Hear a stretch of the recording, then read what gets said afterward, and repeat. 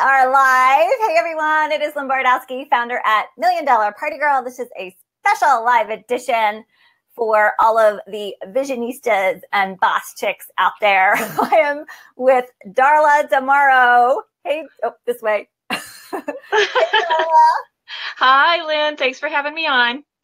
Well, this is such a hot topic. So you are an expert organizer, best-selling author. I saw on Amazon, #1 on Amazon, of Sort. We'll talk about this later. Yes, of Sort and Succeed. And I really encourage everyone watching to share this with their communities, because I really feel like this is not only one of the biggest struggles for work-at-home moms, but the thing that can cause a little bit of angst with our support people, right? Yeah. Like our entire work-at-home mom business has thrown up on our home. Right. And I have been there, and it's like, when are we going to get the dining room table back? Anytime soon? Yeah. And so, so it can cause a little relationship angst in there, right? With your support person, and stop you to be more productive. So this is an important topic. First, I want to tell you a little bit how Darla and I met. And by the way, stick around to the end, because Darla's going to be giving away a signed copy of her new best-selling book. This one right here. Yay! We love giving away freebies. We do. So thank you so much. And that will be just for live viewers tuning in now. So what I would like you guys to do, and Kathy's saying, I need to hear this bad, is tell us in the comments your biggest organizing struggle. What do you struggle with the most, so that Darla can offer, I lost my voice there, some real advice for you, because guess what? She's a work-at-home mama too. So she knows exactly what we are all going through. So make sure you guys tell us in the comments right now, what is your biggest struggle? We want to know. Rihanna's saying she shared it with her central group, and Colette saying her desk. Yes, which can sometimes be like your dining room table, your kitchen counter, your spare bedroom, especially today with the portable, tablet life and phones that we're all living. Many times I'm finding that's really the biggest difference from when I started my direct sales business 27 years ago. I had an office that I kind of kept everything, tried to keep everything in, but now I literally can work in any room in the house. So it's like there's a little trail. Lynn was here. So yeah, let me tell you about how Darla and I met, because, if you're in business, it's really about building relationships. And one thing that her book does, and you really wouldn't think of relationship building with being organized. And that was probably one of my biggest takeaways, Darla, from reading your book, is how being disorganized impacts your relationships and can prevent the people that you want to be coming into your life from happening. And I never really made that connection before. So thank you for that. So Darla and I met, I'm going to say about 10 years ago. I was selling my house, and at that time, Darla, you were staging. Are you still doing staging? I still am, but that was so fun. Tell the story. I love it. Yeah. So, again, I had a home office, working at home, rocking my direct sales business. And she came in and staged the house. We ended up selling that house thanks to her staging, like in a couple of weeks. And this is, think about 10 years ago, the market had really just started downturning. And we wanted to go from the McMansion life, the huge, I think we went from 4,000 square feet to 1,800 square feet. We wanted to transition to empty nest life because our kids were graduating college, and we thought, what's the best way to make sure they don't come back? There won't be any room. And it worked. They're both very, independent, boss chicks of their own. My 2 daughters, married, and all that good stuff. So Darla, you had the most brilliant idea that I never in a million years would have thought of. So I had kind of like a country French curio cabinet. Do you remember the curio cabinet? I do. Yes. in my foyer, foyer, we'll call it. We'll be fancy today. We'll be fancy in my foyer. And like in 2 seconds, you're like, we're going to put that in your master bathroom. I'm like. And you had that look on your face. You're like, what? What did she just say? What is she talking about? I'm like, a curio cabinet and master bathroom, that makes zero sense to my brain. And, again, it was, one of those homes that had like the big tub and the big master bath. And oh my gosh, you turned my curio cabinet, which was keeping the things that, those collectibles that you dust off every once in a while, into almost like an amazing, it looked like it was out of like Bed and Bath magazine. Yeah, like a store display in your gorgeous bathroom. Yeah, so it was taking up space in the foyer, and then it became beautiful in your bathroom. It's like, I want to stay here now. You had like little towels and perfumes and soaps and lotions in there. It was just a brilliant idea. So we've kind of been following each other's journey. And then when my first book came out, Darla was very generous. We're all about women helping women, and actually wrote a blog about it, wrote a very nice review. And then she reached out and said, hey, my book's coming out. And I'm like, well, you need to come on my show, because it's probably some people come into your life and like years go by and then you realize they're pretty amazing. We need to reconnect. So thank you for taking time out today, Darla. Absolutely. I love that you have this community, and that I love being around inspiring women, inspiring people. And you're continuing to rock it and inspire other people to build their financial destiny. That's great. Oh, well, thank you so much. And I think you were even a guest back when I had my radio show. I was. Yeah. I'm like starting to realize, oh, yeah, that's right. She was on my radio show too. Yeah, we keep tripping over each other. It's meant to be. We do. Definitely. Susan's here saying hello from the UK. We have Amanda from Germany. So we have a nice worldwide audience here tuning in. Awesome. And so I do travel. She travels. I do. Fly her in. Yes. And I actually reached out to my community ahead of time. I'm putting your struggles on screen right now, everybody. And there was, the two biggest, it's like inventory and papers. So even though we're digital, that's still a struggle, right? Like order forms and all those things that we feel like we need to just hold on to. What do we do with them? Yeah. So we're definitely going to be offering some solutions for that. But first, I want to talk a little bit about the book, because it really, your very first line is, this book is not like any other organizing book. You had the hook. Yeah. I was like, that's a great line. And I'm like, okay, tell me more. Because we've read them all, right? Everybody's read all the organizing books, and we still have clutter. We still have papers and piles, right?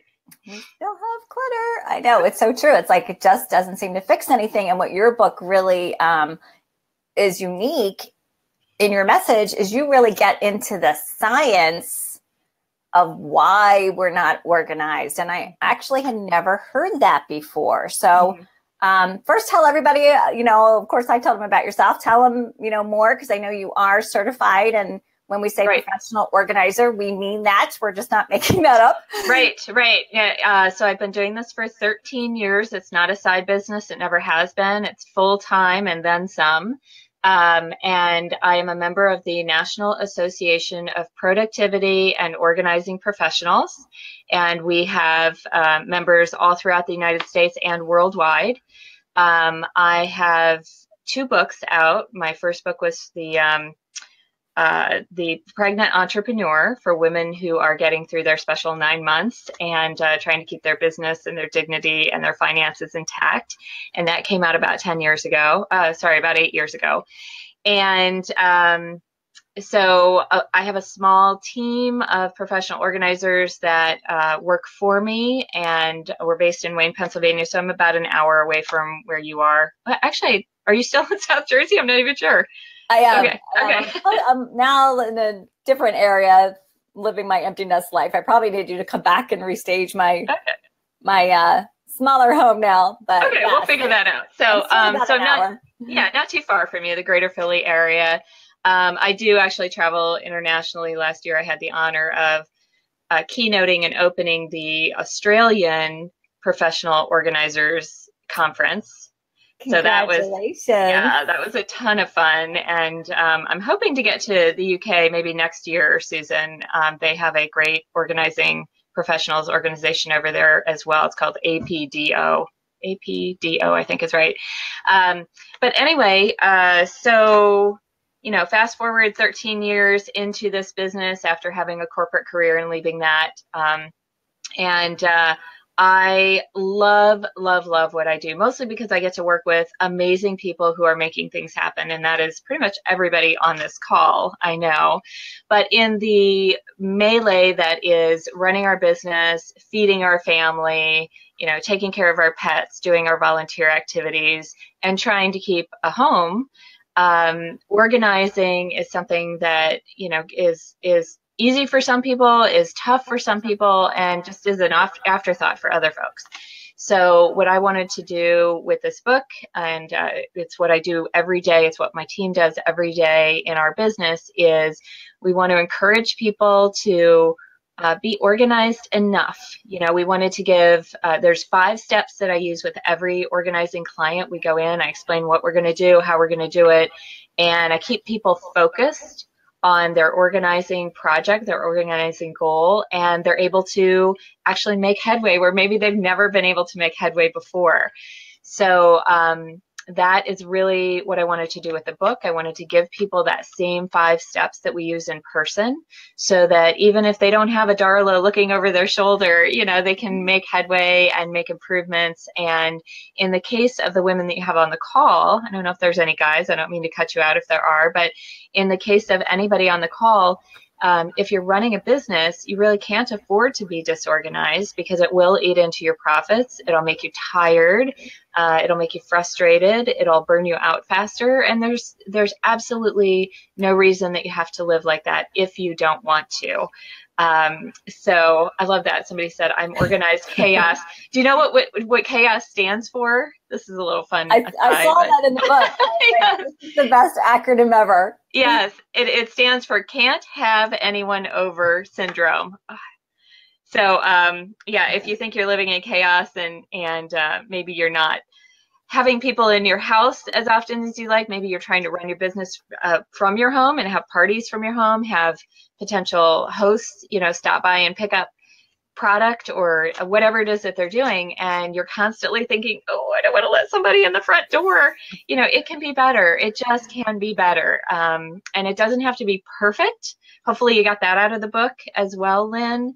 I am not about perfection. Forget Pinterest. It's fun to look at, but it's not reality. Okay. It makes us just feel like we are never going to be that perfect Pinterest board, No, we're not. And, even last night, somebody asked me, I was speaking to a group, and they said, what about your house? Is it completely and totally organized? I live with people. Those humans. I know. So, and mine are tiny still. I have an 8-year-old and 11-year-old daughter. So, there's a lot going on at our place. And so I don't strive for perfection. What I really try and do is to be where my clients need me to be. I try and take care of them. I try to, amen. We got an amen on that. I try to have my systems set up so that I can respond to people when they need something from me or my business. And that is what I want to teach you guys how to do. I love it. I love it. And, it's all really about systems at the end of the day, right? Yeah. Something that you can learn and just rinse and repeat. And in our business, it's really important for us to be able to have that system to then teach our downline organization so they can do it too. Right. Duplicatable. So yeah. I think in a lot of cases, we get into these multi-level businesses, and I love actually working with multi-level business or distributorship, whatever you call them, the types of businesses that probably are represented on the call here. But I love working with those people because they are so creative, and just doing a few tweaks We can make a lot of difference. But a lot of times people get into the business and they think, oh, well, my company has this online form that I'm going to use, or my company has given me, a binder to use. Well, that's great, but it may not work for you up here. Like your brain may actually function a little bit differently, or they may have given you an online customer tool that, doesn't actually keep track of customers, or it doesn't do it the way that you would want to do it. So, so we can overlay things, support systems for you onto what your company has already given you. And you could just be so much more successful with these kind of minor tweaks when you come down to it. So let's talk about the science behind it, because like I said, I never really had heard that before. Yeah. And for me, it was kind of like, now I get it. Right. Right. Like, so it's not me. No, it's not you. And yes, it's not me. It's actually how human brains work and process. It is. So tell everybody about that. Yeah. So there's a couple of things, and you're going to have to stop me, Lynn, because I'm such a nerd about this. I just think it's so interesting. So I would go off and we could spend the next, 3 hours talking about it. But really, there are a couple of things that that once people get an idea of, oh, it's not just me. Like, it's not a moral failing that I have trouble throwing things out, or it's not a moral failing that I pile things on my, kitchen counter and then rush out the door every morning. And so I never really have a chance to organize my kitchen counter. That's how humans are. That's how we're made. That's our brain function. And when you know that, you can start working with it instead of working against yourself all the time. So that is the first thing. Like, get that out of your vocabulary. Oh, I'm disorganized. I don't know how to do it. I can't learn it. Yes, you can. It's okay. So we don't have to feel guilty about it. No guilt allowed. It's just, and we don't all have to be amazing at everything. That's the other thing. I work with a lot of amazing people, and I really, truly believe that God put us on this earth all with different gifts. I mean, God, your mother always used to say, wouldn't it be so boring if we were all the same? And the older I get, the more I realize that is so, so true. So, those of you who are on the call who are in the medical profession, for instance, God bless you, because I would not excel at that. So I'm glad that that's your skill. And, you bring those skills that you have from that previous or current profession, and you bring that to your side hustle or your distributorship or whatever it is that you call your business here. But that doesn't mean that automatically you're a power organizer. Okay. Yeah. So that's number one, no guilt allowed. Number two, I would say that it's helpful to understand that our brains are actually wired in certain ways. And as we learn more and more about the brain, and we're doing this at a very rapid pace, because we've now had the MRI machine for just a little under 20 years. And so we're learning a lot about, what lights up when certain things happen in our brain. And one of the things that's so interesting to me is that we now understand that we feel loss greater than we feel gain. That is such a weird concept. So what that means is that if I if I own something and I potentially am going to lose it or have lost it, my brain actually hurts more than if I have the chance to gain something good. And that really blew me away, because it just didn't make sense. You would think that the gain, that we would be more wired, right, to bring in more gain, but yet the opposite is true. And I'm sure that probably goes back to some deep caveman thing. It does.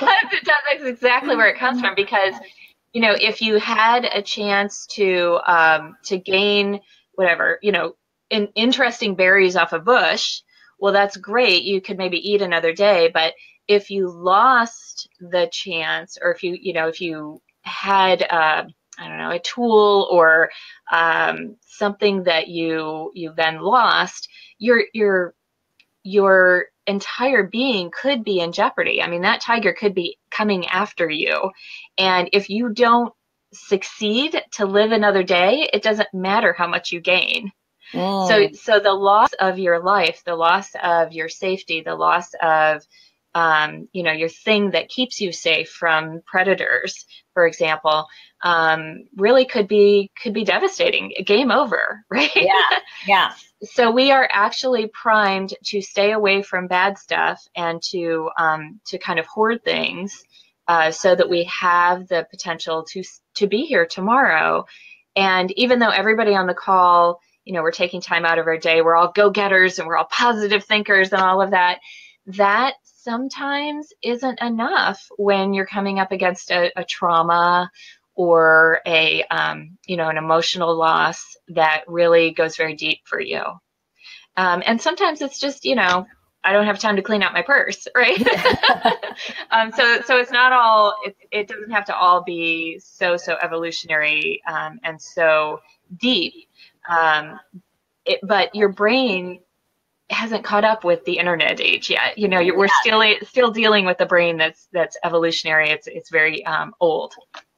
So that's one thing. And then the going along with that, I got really drawn into some research that Nobel Prize winner Richard Thaler actually won the Nobel Prize for last year. He's actually a behavioral economist, which is a field that he created, he and a few other people. And it's the field where economics and behavioral psychology come together. In other words, why do people do the things we do, and what, from an economy standpoint, is driving those things. And so what he found out, he calls it, his fancy term for this is called endowment. When something is part of our endowment, we tend to value it more. We would just call it our stuff, but he, because he's a Nobel Prize winner, he needed a bigger word, a bigger word for it. So the interesting experiment that he did, to drive the point home, and then we can go on to another point, but so he did this experiment. He's a professor, and he went to the university that he teaches at, and he bought 20 college mugs with the college logo on them. Nothing special about them. And then he went into a class with 40 students, not his students. They're not emotionally attached to him or anything. He did this experiment over and over. And so 40 students in this class, 20 people he gave the mug to, and 20 people did not have the mug. Now, let's say the mug cost $5, right? And again, nothing special about this mug. It wasn't engraved or anything like that.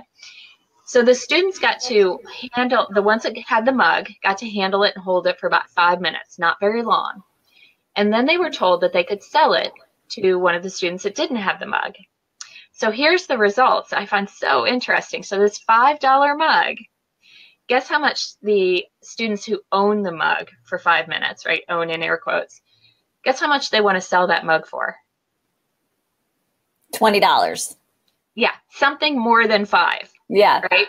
It was a free mug. They didn't pay for it. It's not like they're losing money. But in order for them to sell, they had to be enticed at a price higher than $5. It could be $6, $7, $8, $20, right? The people on the other end of the class that did not have the mug, some of them were willing to buy, but guess what they were willing to buy it for? What?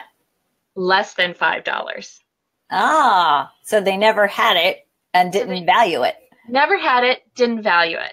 So now take that same example into our life, and let's take, I don't know, paper towel holder, or something completely silly like a regular old kitchen knife, or just anything you can think of in your house. Maybe a necklace with no significant value, right? Like this is, nobody gave it to me. I bought it. It's a regular old necklace that I got at a jewelry store.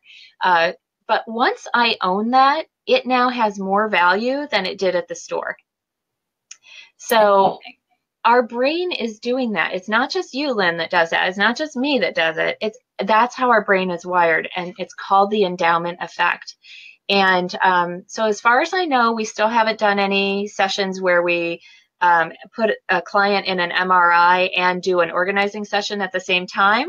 Maybe I'll set up that experiment, but we can extrapolate that this is a lot of times what's going on, that those, crappy old coffee mugs, or, a batch of pens. Like, how many times do we have stuff on our desk that, it's just there. It's not something that, you know, we necessarily went and bought for ourselves particular. It doesn't have a, you know, great value, but they land in our office, they land in our kitchens, they land wherever, and then we have to deal with them. And that takes energy, right? It takes energy away from the things that we want to be doing to keep our family and our business running smoothly.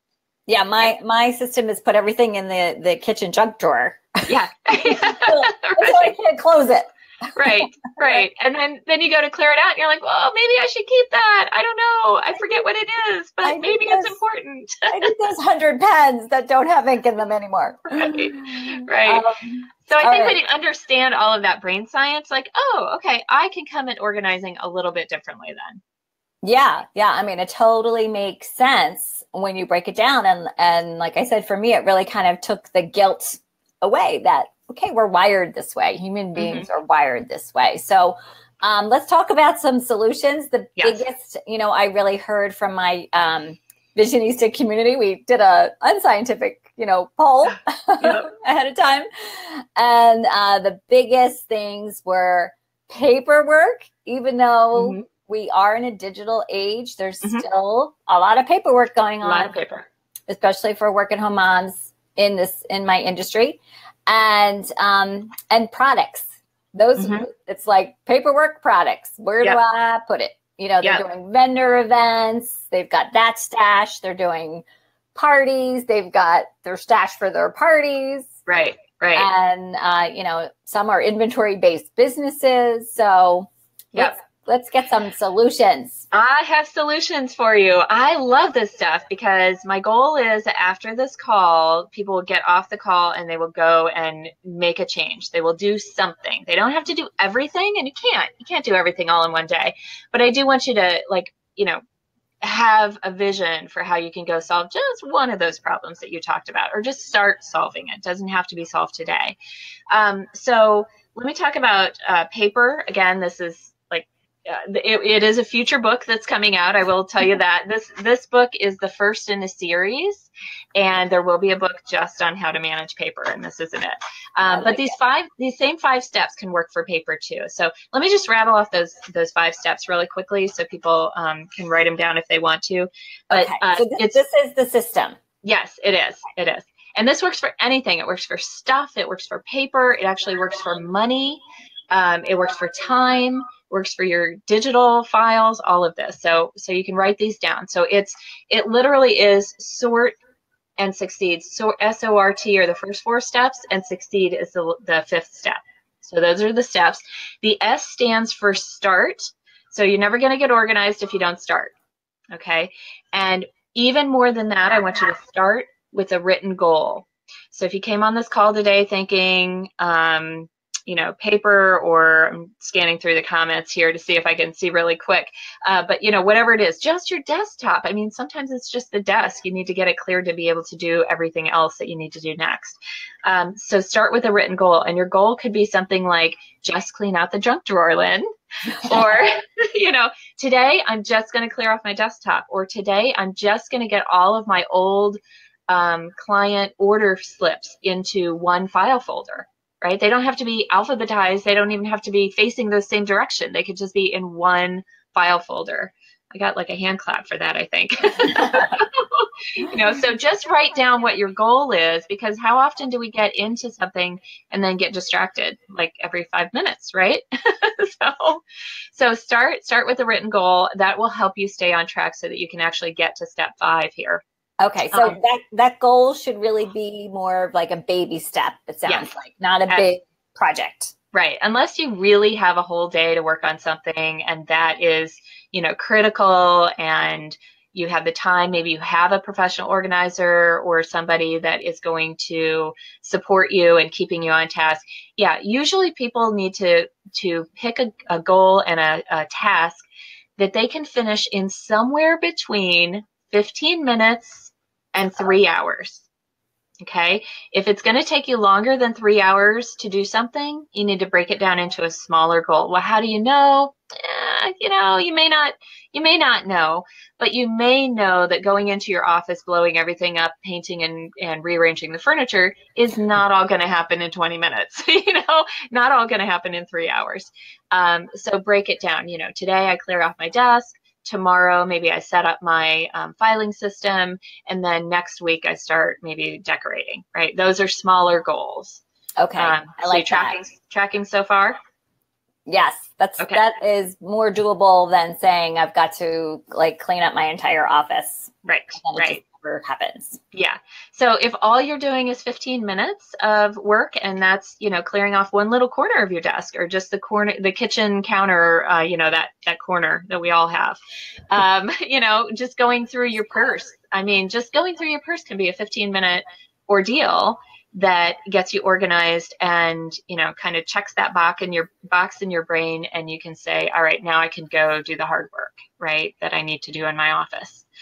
So that's step one. Step two is organize into groups or organize into categories. And this kind of frustrates people sometimes because they'll think, but what are the categories? Or, I thought this was the category and then I got halfway into it and I'm thinking this is another category. Okay, you may have to sort things a couple of times, and that's okay. You don't get points for just sorting once, and you don't lose points for having to do a double sort. Sometimes our sorting is like put all the paperwork together versus other things, and then you go back and sort the paperwork into smaller groups, right? Right. So O is the organize, the O in sort. Yes. Right. Exactly. And then the R in sort and succeed is the R is reduce, release, and reset. So once you have organized, it's a whole lot easier for you to reduce and release things out of your life or out of your office than it is if you start, trying to get rid of things in the middle. You haven't organized things into group. You don't know what your goals are. How are you going to know what to keep and what to get rid of? You're always going to have that, I might need it someday impulse or, impulse going on. So the R is reduce, release, and reset. And the reset is a lot of fun for me because that's a lot of times where we start putting things back onto the shelves or back into the file cabinets, and you can start to get a sense of order. And I really love that step, and it is hard for people to sometimes get there because they don't want to do the work to organize into groups first. All right. Can you give some examples of those categories or groups? Yeah. So, depending on what you're working on, right? If you're in your, family room, you might be thinking, okay, is this toys or is it like Legos versus Calico Critters? Is it, what is it? Well, okay, first of all, like big groups. It could be laundry versus toys, right? Those could be your big groups. Once you get those two big groups kind of sorted out, then it's a whole lot easier to say, okay, laundry goes to another room. I work on that another day. Toys, now I can break down into toys they're playing with and toys they're not playing with, or big toys that should be down in the basement and little toys that can stay upstairs in the family room, or, whatever. If you're in your office, groups of things can be literally inventory versus paperwork. How often do you do a show or host a party, and at the end of the party, everybody's tired, including you, and you throw everything back in a tote bag, you throw it all in the trunk, and you just race home, and then what? Tomorrow morning, you're off and running. You don't have time to reset at that point, right? So if you are organizing, sometimes just sitting down and going through those tote bags and separating out the paper from your inventory, that's a good first step. And that's a really productive first step. So if you're doing an in-home party, as you're packing, have that system in place so that you don't have to. So basically you're ready for your next party. Yes. When it's in the trunk. Right. And it'll take 10 minutes longer, but you might be saving a day of your life or a week of your life, not having to come back to your office and sort through all of those papers and those bags. And more importantly, I mean, you're making room, like you said, Lynn, for your family. I can't tell you how many times I've gone into a house and usually it's the woman who's doing this kind of business. And she says, there's really a lot of strain between me and my husband because he won't even come in to this room anymore. I've got this half of the bedroom is all, just really piled with inventory, and I'm not even sure what I have. I think some of it's old and I'm not allowed to sell it anymore, that sort of thing. And it's not doing anybody any good, and it's causing a lot of relationship stress. Yeah. So. I do a lot of live streaming, and I used to be a hot mess getting ready to go live. Yeah. It's like, where's my microphone? Where's my lighting? Where's this? Where's that? And I finally cleaned out an entire desk drawer just for live streaming tools. And I know where they are. I've got like the cords that they need to be charged with, and it's all in one place. And now it just makes my life so much better. Right. And so you had to take, a chunk of time to sit down and think about that. And actually, we're going to pause on step 3 here, but I really wanted to make this point. A lot of people on this call are going to say, but I don't have time to get organized. And that's a pretty common thing that I hear as well, until they get to a crisis point. Somebody gets sick, or they get to a point in their business, they think, why am I even doing this? It's always so stressful. Mm-hmm. Or, just a million reasons that somebody could get to that crisis point. But I want to give everybody on the call permission to start these organizing projects. Again, it could be 15 minutes at a time. But it's really healthy, and it's part of your self-care. Just like you want to get to the gym, just like you feed your family healthy, just like you see the doctor when you should. This is the kind of self-care that you need to allow yourself to have. And you need to be able to feel confident that by organizing yourself, you're taking care of your business, you're taking care of your customers. And also, guess what? If you have kids, you are setting a good example. You are teaching them by example. And so, so don't feel like, oh, I'm too busy. I can't take time out. Maybe you have to take a day off of your full-time job, and that's your vacation day. And that's what will give you ultimately some peace in being able to set aside that time, get organized, make it a project. But then, like you said, Lynn, once you have a baseline of organization and you know where things are, then make yourself the promise that you're going to put systems in place, and you're going to have those systems so that you're not always a hot mess all the time, right? All the time is the key word there. Right. Yeah. And, if you saw the entire office right now, you'd go, oh my goodness, she's, I'm in the middle of several really big projects right now. And I think I'm speaking 8 times in the next 6 days or something like that. It's insane. But the point is, when you're organized, you can pull yourself back together in a time of crisis or in a time of, busy season, that you can do that without, losing your entire life, without spending weeks of your time. And so it's not that you'll never get disorganized again. It's that when that happens, you can pull yourself back together pretty quickly. Because now you have a system in place. Right. That you can just go to and say, I got it. Right. I love it. And you don't have to reinvent that system every darn time. Somebody put up a minute ago in the comments, I'm sorry I didn't see who it was, but somebody said something about, I just did. Is that Sarah? No, somebody was saying they just put together binder with. Oh, yeah. That was Yeah. So those kinds of things, those are your systems. And so if you now have that binder, you took the time to create it, you're thinking, okay, a year ago, I didn't know what should be in my binder, but now I've been doing the business for a while, and I know that I always need these kinds of forms when I go to a party. And so that becomes a system, and it's brilliant. So kudos to you for doing that. And you just look for those little pieces of your business that you can systematize one after the other.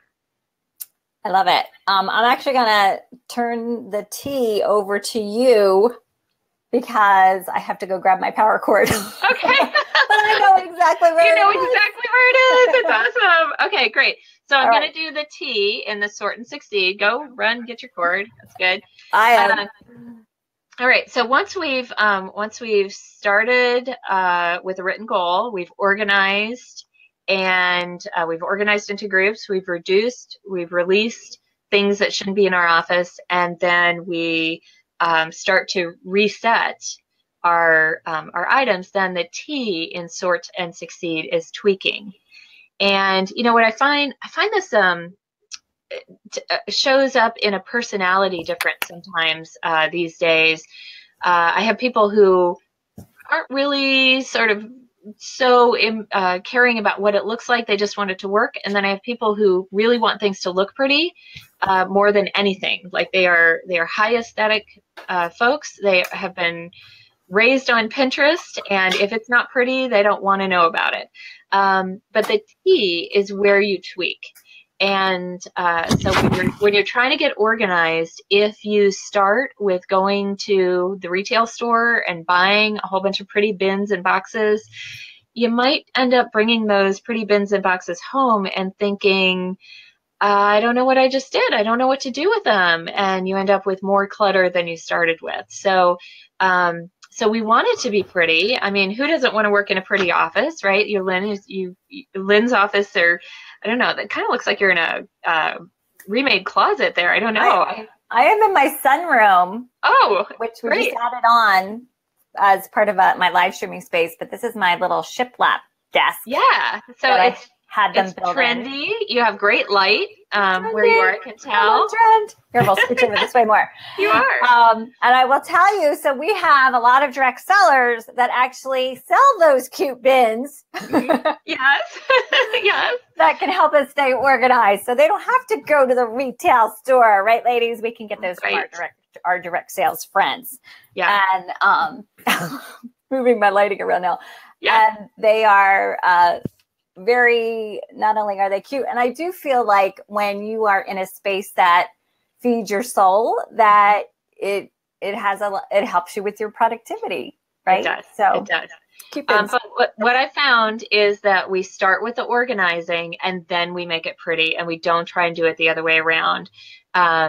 Because, if you don't know what you're organizing, if you don't know what forms you have, and sometimes you get into these businesses, and I know, I don't know how many people on the call here, but, maybe they get into one business selling, I don't know, cosmetics, and then they find out, I'm not, that's not really my thing, but I'm really into the jewelry or whatever. Mm-hmm. And so they cross over. Maybe they have a couple of these businesses going at the same time. You don't necessarily know what you need when you start up or when you're in year one or two of those businesses. You're still trying to figure out, your mojo and how you're going to do it. So sometimes it's okay to kind of make do with shoe boxes and, tote bags that you already own. Figure out a system first, and then reward yourself with the perfect bag or the perfect, display piece for your product. Don't feel like you have to go buy all that stuff right away because you don't know how you're going to use it or if you're going to use it. And that's something that then sits in a corner and takes up more space. Yes, and then it becomes part of your endowment, and it's worth more to you than it was when you bought it originally. And you're thinking, but I'll use it. I'll figure out a way to use it. And sometimes you do, and I'm here to tell you, most times you don't. Yeah, these are great tips, and I think your book is a great resources for those direct sellers that are selling those kinds of products that help people get organized, because then they can show their customers exactly how to use it. And when people know how to use it, right, then they'll come back for more. So this is a great resource for them as well. And I'm always featuring stuff like that on my blog. I just want to give a shout out to, some of the companies, because there are, can I say a rectangular bag? Can I say that? Sure, you can giving shout outs. Okay, there's a particular rectangular bag from 31, I will just say it, that I find in a lot of people's homes. Mm-hmm. And I have made that into a shoe holder using wine case dividers. So what? Yeah, go to the liquor store because we need an excuse to do that, and and get the insides of the wine cases, those crosshatchy pieces, and they get a couple of them. They fit right nicely into those square bags, and they become great for. I use them for my kids' shoes, storing my off-season shoes for my kids, but they're also great for a lot of display pieces too, or a lot of things that you might take for some of these companies that are represented here. But they also, I just used it the other day. I had a client that had like 6 of these puppies, and they were still in the plastic bag, not being used. And she was like, they're great bags. I said, yeah, they are. And guess what we can do? And we turned them from, can you see my hands here? We turned them from this direction to this direction, and we put them in her closet, and we used them as sort of shelf dividers. So she had a stack of jeans that we used, up this way. And now instead of the jeans toppling over one way or another, they are contained in these bags. So, I mean, what you have, I'm getting thumbs up here, I think. Like a whole closet organizing system. Yeah, I would have never thought in a million years to do that. Absolutely. So if you find these things on your floor that look like they could be working for you, I'm like, how can, get creative. How can we make this work for you? I love those IKEA cube shelving units that a lot of us had for our kids' toys when they were younger. They work so well in a direct sales environment because you can have the product goes in and out so quick.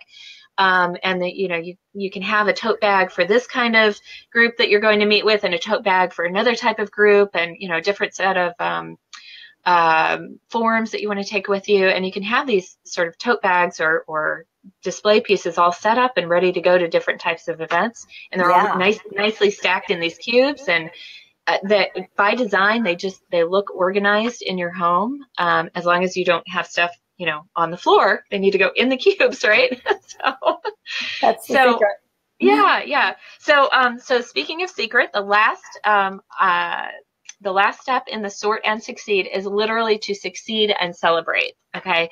And it's the 5th step. When I'm working with somebody in person, we actually start with, what is your 5th step going to look like? And I do this because I want to know how people are going to celebrate when they're done with an organizing project. Sometimes it's a little project and it's a little celebration, like, hey, I cleared off my desk, so I'm going to go, actually sit at the dining room table and have a lunch on a real plate. And, or sometimes I'm in the middle of a book and I'll be like, I'm going to treat myself to reading a chapter of my book during lunch, which I wouldn't normally do. I would just kind of work straight through. It could be something like that. It could be something like, hey, I'm going to organize my junk drawer, and then I'm going to reward myself with a 15-minute or 30-minute walk around the neighborhood. It doesn't have to be something that you buy, but having a celebration in mind, I think, helps us get to the end of that organizing project. And it also allows us to say, you know what, that organizing project is done. And then I can start another organizing project, also a smaller project, and I can do that in a small amount of time tomorrow or next week or whatever. It doesn't all have to be today. But how many times do we reward our kids like, yay, you emptied the dishwasher, or yay, you learned how to tie your shoes, or you got to the end of Yeah. I mean, we reward our kids all the time, whether it's with an attagirl or an attaboy, or something that we buy them or we give them. We forget to celebrate our wins. And when you're in business for yourself and you work at home, there's nobody else, Mama, that is going to pat you on the back. I mean, I would love to do that for you all day long, but it's got to come from you. So you have to set up your own celebrations, and you have to say, yay, I did this. It was important. And, I'm putting the lid on this project, and I'm going to go do fun stuff now. Pedicure. Oh my gosh, that's one of my favorites. Massage. Yeah. That's your motivation, right? Yes. I loved all your tips in your book, but one of my favorites was to keep a bin in your closet. You want to tell them about that? Because I thought that was so smart. So the bin for things that you are moving out right away. Yeah. Mm-hmm. So I have in all my kids' closets and in my closet, there is a, I call it a too small bin. Oh, I love that. Rent a movie and a big bowl of popcorn. That is, or I get my movies for free from the library. So yeah, that is a great reward. I thank you for putting that up there. So yeah, back to the closet. One of the things that I do is I make space in all the closets in my house and all my clients' closets as well for some type of bin or a basket or something where if you have decided that you have worn that sweater for the last time, or your kids have grown out of it, or you've lost weight and you're growing out of or growing back into other clothes and out of out of your fat clothes, put it right in the donation bin. And when that bin is full, then it goes out to a donation site. Like you could be, why take a day and organize your closet just to pull things off of hangers? If you are going through your closet on a regular basis, and I actually kind of wear my clothes left to right. So when I load, well, it's not true. I wear my clothes from the center to the left. And so when I load my closet after I do laundry, I always load from the left-hand side. And so that pushes everything to the center. So when I open, so you're cycling through your clothes instead of wearing like the same 5 things all the time that we do. Exactly. That's the old 80-20 rule at play. But that doesn't mean that I have to wear the next thing that's in front of me. But if the next thing is in front of me for a number of weeks and I don't wear it, and I have, every time I look at it, I think, I don't like that sweater so much. That's a cue for me to get it out. And rather than taking a day out of my life to do that, I just pop it in the, I have a foot bench in my room. My kids have a bin, but in that foot bench, there's storage. And once that foot bench gets filled up, then I put everything in a bag, drive it to Goodwill, and there you go. My closet's been organized all along. And you're also, helping your community at the same time, right? Yeah, exactly. Making a difference with those clothes. And that's a great tip for any direct sellers that sell clothing. Mm-hmm. There's a lot of inventory-based businesses. I think that's a great tip for them to share with their customers as well, which will keep their customers coming back to replenish their wardrobe, right? Absolutely. Yeah. If you keep offering great product, which you will, and you give them some tips on how to, manage what they've got going on in their home, they will absolutely come back and say, I wore that shirt to death, or I wore those leggings to death. I need more.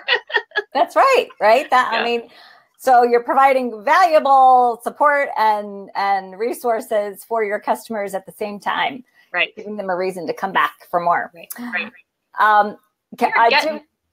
Go ahead. I was going to say we're getting close to 3 o'clock. I don't know if that's our ending time, but people did have questions on paperwork, and I thought maybe I could give just 2 or 3 tips there. That's exactly what I want you to do. And then we're going to tell everybody where to find your book, where to find you. Absolutely. And it looks like they're already grabbing your printable. See, we have smart women. They know where to find stuff, but I do want to let them know because you have a great printable that people can download too. Yes. Yeah. They can go right to my website, heartworkorg.com. That stands for Heartwork Organizing. Don't get confused there, the org and the com together, but it's heartworkorg.com. And there is a 31 tips, and there's lots of printables throughout my blog. If you have a hot spot in your house or in your life that you're trying to organize, if you put it in the search bar, I've been blogging for over 10 years. There's a chance that I've already written the article that you need. So, and if I haven't, then email me and I'll write it. But I wanted to show you this. This is a great item that I picked up on Amazon. So I don't sell this, but you can just go to Amazon.com and look for copper chevron file organizer. But this is something that you can have, not everybody has file drawers in their desk, or maybe they, want to buy a desk, but they need to make enough money to pay for it first.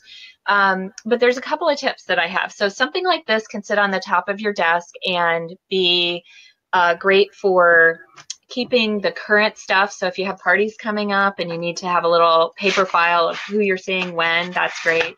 I also have, we're not going to have time to go over how to put this together, but if you go to my website and search for tickler file, like tickle, but tickler file, there's an easy way to keep things off the corner of your kitchen counter and the corner of your desk by putting together a tickler file. And this is exactly the right size for a tickler file to keep things all the way up to the next 12 months that you need to have handy, but not right on your workspace right now. So there's a printable on, or an article on how to put together a tickler file. And another tip, I'm going to go back to something I said before. Give yourself the time to work through paperwork, because paperwork doesn't just happen, right? You need to sort it. You need to make sure you have it. You need to, at tax time, you need to make sure it's all together. But if you have a functioning file system, or nominally functioning file system, and you're not just piling things on the floor or in tote bags, you don't ever have to take that 2 or 3 days to get ready for tax season. You're already ready for tax season because you have a file called, I don't know if you'll be able to see it, tax documents.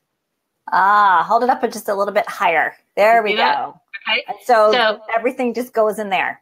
Everything just goes in there. If you think it might be a tax document, there it is, right? And if you think if you have car records, that's another one we always come across. If you have auto records, where's your registration? Or, these tabs are all ready to go for you. If you set it up once, you can have a functioning file system, and you don't have to reinvent the wheel. We already talked about that, not reinventing the wheel not being a great thing. So I just want to give this a shout out. This is a product that I love. It's called the Freedom Filer. You can just search it on my blog, or you can find the Freedom Filer out on the website, out on the internet, sorry. But it is a great way to get a file system up and running quickly. And then the other thing that I want to say, you'll notice that my files here are purple. And I just think this is one of the best overlooked tips ever. These are a little bit faded because I've had them so long, but you don't have to get ugly files, right? Find a color that makes you happy. I don't use colored file folders as a colored filing system. I just get ones that are pretty. And these tabs then in the Freedom Filer system, those are what's color coded. But the reason that I don't have color-coded folders, I use colored folders, but they're not color-coded for different purposes, is because when you run out of that particular color, if you are trying to do color coding, if you have files that are color-coded, let's say red, blue, and yellow, and all of a sudden you run out of the yellow ones, well, guess what? You just broke your system. And so you're going to have to wait till you get more yellow files. And maybe, maybe that's next month, and all of a sudden your filing is 6 months behind. And where does that get you? So that's an example of something that we think is maybe a good idea to have a color-coded filing system. But if it's going to break very easily, don't do it, right? Find another way to manage your stuff. And for me, I just like colors that make me happy. They don't have to mean anything. Purple just means, it goes in this particular drawer. That's it. That's it. What? Tell us what some of your tabs say, because I think people. So that. You have taxes. I do. So I have January through December. That's the tickler file. That's right up front. And then I have another January through December. These are green. This is all in the Freedom Filer system. And the green ones are for bills that have already been paid and receipts. Somebody asked about receipts before the call.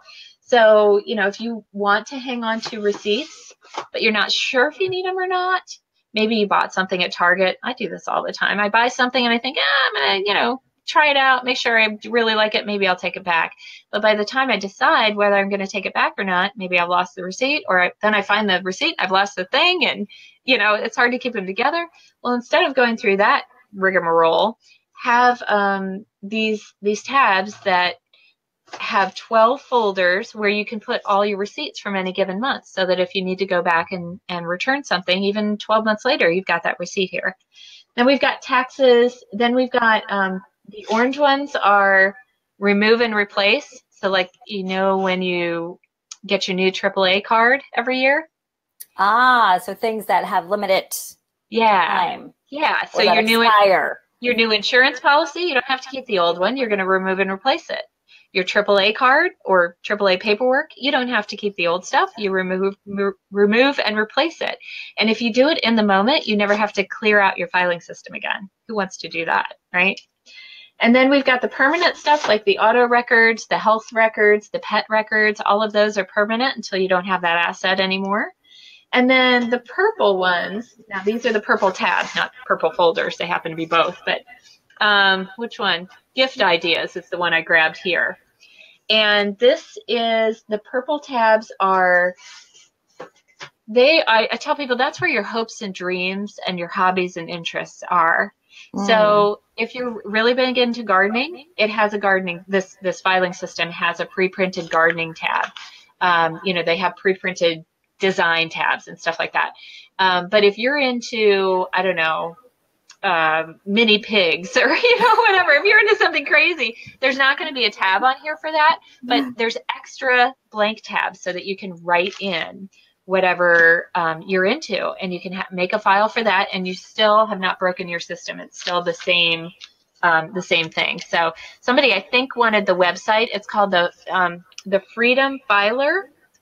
I'll make sure I put all of these links in the post. We'll go back and edit that. What's the cost of that? Because I'm sure everybody's going to wonder. Yeah, it's about $40.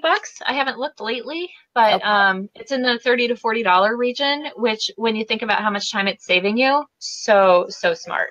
Yeah. So and you never have to recreate it. Like, you will set this up today, and in your 60s, your 70s, and your 80s, you'll still be saying, "I am so glad I set that up, decades ago," because it's very flexible. You'll be able to use it forever. So they don't need to replace that every year. They're building a system that will take them through the rest of their life. Yes. Yeah. Okay. And the only thing that you add every year is the new text file. Right. So smart. This actually I've never seen before. I mean, I've seen tickler files, and I used to use tickler files all the time, but I love that it's something that can sit on your desk. Because file drawer, who uses file cabinets anymore? Yeah. That's something I have in the basement that probably I need to get rid of. And it's portable, right? Like, if you're going on vacation, you can stick it in your trunk and have access to things. And, the biggest downfall for so many work-at-home moms and direct sellers is customer follow-up. So now you can take those order forms, put them in that tickler file. So you literally just pull out a file of people that you got, everybody right there that ordered last month. Right. And there's all your follow-up for that. And how many times do you go to a party and somebody says, I totally would book a party with you, but I got to get through graduation first. So call me in June. Are you really going to remember to call that person in June or July? Well, if you put it in the tickler file here, it's not going anywhere. You're not tripping over it. You don't shuffle it 18 times between now and then. And July 1st, you can open that folder and say, you know what? It's time to call her. And there's a file full of leads. Yes. Right? Yes. So you never have to say, I have nobody to call. Right. So, I love digital. I mean, the other, a big part of my business is working on digital files for people. And we could talk a whole nother day about CRMs, and somebody earlier had said they have a Fujitsu and they're trying to scan things. And we do that too with clients, but there's no getting away from paper. There just isn't. So you got to learn to make peace with it. Yeah. Well, and it's also duplicatable, which, like I said, is so important for our business. Every single person has to have access to that. And if somebody's techie and they want to, go for it, awesome. But at least now there's a way that every single person can stay organized. Right. And I do want to say too, this Freedom Filer, the Freedom Filer tabs are great, and I think they're pretty affordable, and I think everybody should have them and use them. But really, they are just pre-printed tabs. So if you think it's not in your budget, or you think, oh, I already have some stickers like that, you can DIY it. You can absolutely DIY it. But the point is, do it, right? One way or another. And you have my permission, and you have, now Lynn, they have your encouragement to take the time, set aside, business is not something that you do accidentally. Absolutely nobody accidentally files their paperwork, right? You have to be deliberate about it. It doesn't have to take a lot of time, but you have to have a system. Yeah, I agree. Well, we'll have to have you come back, because I do challenges with my mentoring community, and I think an organization challenge would be, great to do all month long, so that each week there are these little baby steps to help people get get where they need to be. That would be great. Yeah. All right. Well, thank you so much. So we're going to, we'll pick a winner. Everybody that was here live will be in the drawing. So somebody's going to win a signed copy of Sort and Succeed. Make sure, and we'll announce that later today. I'll have Darla announce that after she goes through all the comments and put you guys all in the drawing. And I will go out, Lynn, I'll go out on a limb and say our international people are always left out of this. And I will say, even if you pick an international winner, we'll get you a copy. Okay. Thank you. Yeah. That is so generous, because I know it can cost like $40 to, mail a book. We'll make it happen. I'm everywhere. You're everywhere. Everybody's saying they loved your tips. Awesome. All right. Thank you, everyone. Thank you, Darla. Again, we'll make sure we put those links for everybody up the top. At the very least, to give Darla a big thanks, I would love it if you guys went over to her business page and gave her a review. Tell all your friends about her. And then, Darla, we'll have you back for our VIP community, and we'll do a fun Get Organized challenge later this year. So thank you so much. Thank you. All right. We have to wind down sometime and catch up in person. Yes, absolutely. All right. Thanks, everyone. Bye.